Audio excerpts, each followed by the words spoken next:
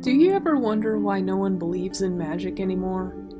You might think it's because we've come up with scientific explanations for magical acts, or that such things are the remnants of a religion no longer relevant to the modern era. You would be forgiven for thinking these thoughts. There was once a time where magic ruled the land, where humans and faeries coexisted, sometimes peacefully, sometimes tenuously, and miracles were a given. Such a time does not exist anymore. This is the story of how the magic on Earth died. Beyond this planet we call home, there exists another Earth, a mirror Earth, if you will. Humans know this world by many names, but its denizens know it by one: Altairus. Long ago, Earth and Altairus were connected via a series of portals. These portals tended to show up in places where imagination could reign, in the middle of a forest, in an oceanic cave, or even in a child's closet. Humans and fairies alike could traverse between worlds, and it wasn't uncommon to hear stories of humans entering these portals and going on magical adventures, still getting home by dinner time. Things weren't always rosy, but this could be said to be a golden age of magic. Unfortunately, this would not last. As there was magic, there were dark forces always behind the curtain. The Altairians knew of these dangers, of a land called the Flip Side, where monstrous shadowy forces known as Wendigoes spend their days in endless misery, waiting for the day they can break into Altairus and devour all of the magic, called anima, in the land. At the time, only a handful of heroes were in charge of dispatching these beasts, and knowledge about Wendigos and their weaknesses was carefully guarded. Humans were even unluckier. They had no idea that Wendigos even existed, let alone how to guard against them. That is how, in the wake of the assassination of one unfortunate archduke in a land called Serbia, humans across the continent of Europe began to turn against their neighbors. All of this generated a new kind of magic. A nasty, ravenous energy known today as null magic. Absorbing Earth's anima into itself, it tore a rift between Earth and the Flip Side, and through it emerged many Wendigos. This wouldn't have been a problem if the animosity between the humans had not been allowed to fester and grow. Wendigos are not powerful on their own. They need to hitch a ride onto a vulnerable being first, then convince them to feed them more and more anima. This is exactly what happened. Humans who had lost their homes and livelihoods fell for the lies the Wendigos fed them, and as the Wendigos grew in power, the fighting got worse and worse. Eventually, they emigrated through the portals to Altairus and began to infect its residents as well. Thus started the War of the Wendigos. Without any way to defend themselves, many fairies died, and many villages were wiped out completely. Wendigo-infected fairies got drunk off of the false power that null magic offered, draining and poisoning the land in their wake. Things were even worse on Earth. Mechanical titans on the battlefield gave way to toxic gases that made the very air you breathed a danger. Governments collapsed and gave way to totalitarian regimes out of desperation. Mass genocide was conducted on a large scale, and perhaps worst of all, the humans had developed weapons that were capable of destroying all of life.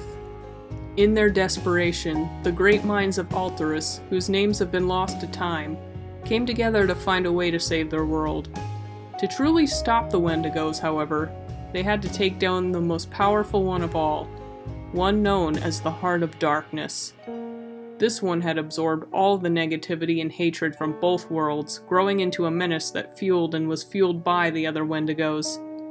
To accomplish this, the 6 heroes forged 6 new weapons, known as the Fragments of Anima. The first, a Tengu Magus, wielded the Stormbringer, forged from a bolt of lightning from the top of Mount Tempest. Infused with the element of air, it could summon a massive tornado with just one wave. Next to him was a Siren monk who wielded the Sea Stone, a magical amulet bathed in the Sea of Forever.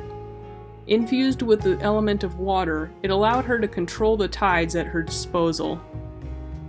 The third was a troll berserker wielding Terra, a massive axe formed from the branches of Yggdrasil, the heart of the forest. Forged in the element of earth, it could cause earthquakes when it struck the ground, and left fast-growing and tangling vines in its wake. A kitsune warrior forged Yuuki, a katana consecrated within the Temple of the Four Flames. Bathed in the element of fire, it could slash through the hardest stone and melt the hardiest metal. The fifth was a demigod of youth who wielded the Excalibur, a broadsword that the demigod had infused with his own youthful energy, aging him from a baby into a young adult in the process. Forged with the element of light, it could slash effortlessly through Wendigoes as well as heal allies. The last was a harlequin gremlin wielding the lethal joke, made from the scraps of old carnival rides from the Circus of Shadows. Bathed in the element of darkness, it fired grenades that would explode and release laughing gas, stunning opponents. With the fragments in their hands, these 6 heroes went from town to town, liberating them from the Wendigo's influence. Slowly but surely, this weakened the Heart of Darkness, lessening its influence on the 2 worlds and instilling a faint hope within Altairus' people. Eventually, they reached the Heart of Darkness. The irate Wendigo lashed out its tentacles and attempted to swallow the heroes with its mighty jaws, but they fired back with attacks of their own. Slashing their swords, casting spells, and firing smoke bombs, they slowly but surely whittled it down. Eventually, the Heart of Darkness was too weak to fight back. The heroes put each of the fragments together and chanted, "Back to the flip side with you and your hate. You have no place in this land of dreams. We belong to Altairus. Altairus is ours. Now be gone." As they were reciting the spell, the fragments began to glow with a bright spectral light. Upon the utterance of the last word, a massive beam of light shot out directly at the Heart of Darkness. The Wendigo screamed in agony as it was ripped apart bit by bit, each scrap being thrown backwards into the flipside rift directly above them. As the last scrap migrated through the rift, it sealed itself with an explosion of energy, scattering the fragments of anima across Altairus. Even so, without the Heart of Darkness to fuel them, the Wendigos lost all their power. They traveled back through the flipside rifts to recover some of their strength, sealing them as the last Wendigo left. The War of the Wendigos was over. Alas, both worlds bore the scars of the war. Even after the Heart of Darkness was banished, Altairus was robbed of its anima, turning once fertile lands into frigid, sterile husks of their former selves. On Earth it was even worse. The War of the Wendigos had gone down as one of the worst times in human history, and it seemed a new war was brewing between 2 powerful empires. It was then that Altairus' leaders made the decision to have the portals sealed. Human children who had been visiting Altairus at the time were stuck in the magical land. The creatures of Altairus took it upon themselves to teach these children the ways of their world, and they eventually set up villages all on their own that exist to this day.